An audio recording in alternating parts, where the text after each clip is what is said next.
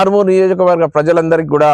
హోలీ శుభ సందర్భంగా అందరికి కూడా శుభాకాంక్షలు తెలియజేస్తూ ఈఆర్ ఫౌండేషన్ తరఫు నుంచి ఈరోజు మా ప్రాణమిత్రులందరం కూడా ఆర్మూర్ నియోజకవర్గ ప్రజలతో పాటు వారి అందరి జీవితాల్లో మంచి ఈ హోలీ లాంటి రంగురంగుల వర్ణిక కలిగినటువంటి జీవితాల్లో ప్రతి ఒక్కరి జీవితాల్లో మంచి సంతోషాలు వెలగాలని ఈరోజు 2026 సంవత్సరంలో నేను చెప్తున్నాను. రాబోయే 2028 వరకు మన జీవితాలన్నిట్లో కూడా మంచి జీవితాలు జరగాలని, రాబోయే రాజకీయంలో కూడా యువత మంచి పాత్ర పోషించాలని, ఫ్యూచర్ లో యువత రాజకీయాలను అంటరానితనంగా కాకుండా మంచి పాజిటివ్ థాట్ ప్రాసెస్ తో ముందుకు తీసుకురావాలని ప్రేమపూర్వకమైనటువంటి మా యొక్క శుభాభినందనలు తెలియజేస్తూ మా అందరు అన్నలందరూ కూడా ఆర్మూర్ నియోజకవర్గంలో జరుగుతున్నటువంటి రీసెంట్ సమకాలీన రాజకీయంలో జరుగుతున్నటువంటి మార్పులు, మంచి చెడుపై సాధించిన యొక్క విజయం, కాముడు అనే ఒక దుర్మార్గమైన వ్యక్తిని సంహరించి అమ్మవారు ఈరోజు ప్రకృతి అండ్ ప్రపంచానికి మంచి చెడుపై సాధించిన విజయానికి ప్రతీకగా నిలుస్తున్నటువంటి హోలీ పండుగ సందర్భంగా మనమందరం కూడా